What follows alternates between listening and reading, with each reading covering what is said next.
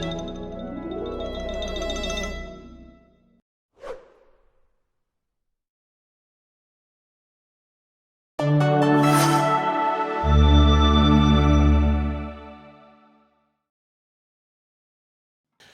guys, good evening YouTubers, and it's Numistaka back with you again to talk sovereigns. If you are a lover of sovereigns, then you probably will love the content of this video, presented as always in wonderful high-tech, high-definition 4K for your watching pleasure. If you haven't been watching my videos, then let's play a little sovereign catch-up. If you don't know what a sovereign is, it is a legal tender gold coin produced by the Royal Mint. They've been producing them in this format ever since 1817, and it contains a tiny teensy bit under a quarter of an ounce of gold. It's actually 0.2324 of an ounce of gold, but just think of it as a little bit under a quarter ounce, and you won't go far wrong. They make full sovereigns, half sovereigns, and some bigger 2 and 5 sovereign coins also, plus a little tiny teeny weeny quarter sovereign, but we don't really bother about those because they're almost too small to see. So in this video you're going to see this first coin, which is in fact not a sovereign at all. This is a half guinea, so George III. Very nice little coin. I think this one was 1786. And then all the rest of the coins here that I'm going to show you in this video are going to be proof sovereigns, apart from the occasional proof half sovereign. So if you live in the UK, the British sovereign is VAT free, capital gains tax free, and is an ideal coin to collect, being a very nice handy size, very easily tradable. And if you're thinking about what bullion type coin to start to collect, if you've been stacking silver, for example, this is every bit one of the best choices of starter bullion coin. And it's also, being a fairly low-cost coin in relative terms for gold. It's the kind of coin that maybe you can buy one of each month instead of blowing all of your cash on smoking or drinking or going out or drugs or whatever you happen to spend your money on, and instead buy a sovereign. And it's the easiest and most straightforward way to build up a very identifiable chunk of wealth that you can either keep in sovereigns or then spend on something which is some income producing asset, if that's something that you're interested in. And I might make another video to talk about that. Just wanted a quick mention about the channel and the 10,000 subscribers that I've just shot over. There will be, I am planning something special for the 10,000 subscribers, but they came up a little bit more quickly than I was planning, so it may take a few weeks before I launch my special 10,000 subs plan on the stacking world. So please be patient and bear with me. So all the sovereigns pretty much in this video, you'll notice as they kind of go by, are proof sovereigns.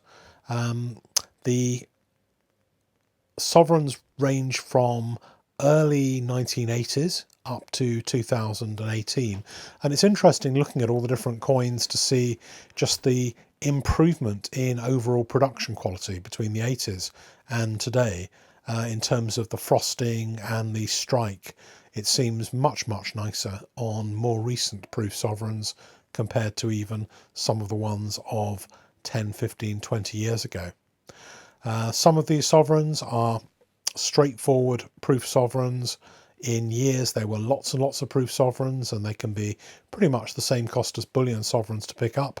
Other ones you'll see here are special ones. They may come from special years 2002, 2005, 2012, 1989, 2017, or the semi-precious year, I guess, of 2018, which had the little privy on.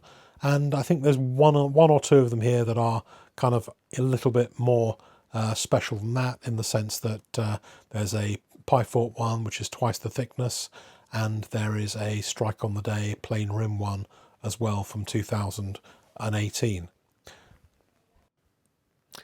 It seems that there's something of a fashion when it comes to what type of sovereigns people tend to buy. I've noticed over the last year or so, proof sovereigns very much in demand. People seem to like the additional quality that they bring, and particularly if they can be picked up at only a few pounds or a few dollars more than the bullion sovereigns. I think, given that they have pretty low mintages and they have a collector aspect to them as well, I think that's a pretty good deal. If I had a choice at round about the same price point between, say, a George V King Sovereign in a pretty common year, I think I'd probably most of the time take the proof sovereign. I think that the main bullion sovereigns will stay fairly constant in price, going up and down with spot. But I do think that some of these proof sovereigns with pretty low mintages, ranging from just 2,500, 3,000 up to about 20 or 30,000, stand a pretty good chance of being in additional demand going forward. Is there a chance with sovereigns of picking up something special and slightly more valuable than its gold content if you're buying a bullion sovereign? I think the answer is yes. I think that a lot of sovereigns are sold purely as gold bullion. A lot of the bigger dealers don't necessarily spend the time checking for rare varieties and dates and mint marks. So I think, I mean, if you bought a few dozen sovereigns, I know that's quite an expensive outlay.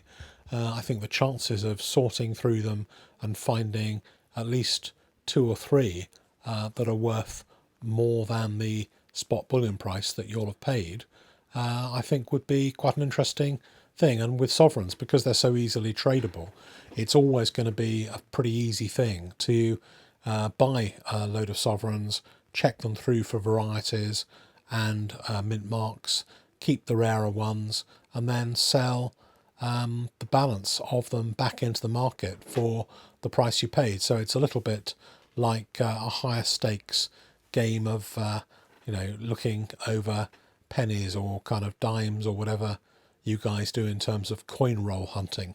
I think it could be quite a worthwhile pursuit, because things like overdates are fairly easy to spot and could potentially add a half to double or even more the price of the original bullion sovereign. So it's a fun little game. It does take a bit of an amount of money to get to buy the coins in the first place, but it's one of those things that could yield some surprises along the way. If you are looking to buy proof sovereigns right at the moment here towards the end of 2018, where are the bargains? Which ones would I buy? I think that you need to keep a lookout for 2017 sovereigns. There were quite a lot minted. A lot of people bought them. A lot of initial excitement and enthusiasm, including on my channel and through grading. But there are always people who've paid for these coins at the Royal Mint, who want to liquidate and who are willing to sell these coins into the market, particularly on Facebook groups, or maybe they've got a couple of them, need a little bit of cash. So keep a lookout for bargains for 2017 sovereigns now. If you have a choice between buying a 2017 sovereign and a 2018 sovereign, and the price is not that different, then the 2017 I think will be a pretty good bet for the future. The one that I still believe is a really good one for the future is the 2017 strike on the day plain rim sovereign, which was the first of the new series of plain rim sovereigns, And although there are 1,817 of those coins compared to maybe 650 or 750 for the next ones in the series, the decoration on the 2017 one I think will always give it a premium in the market. So I don't know how much you'd have to pay for one of those raw. The mint price was about £5.50 in pounds.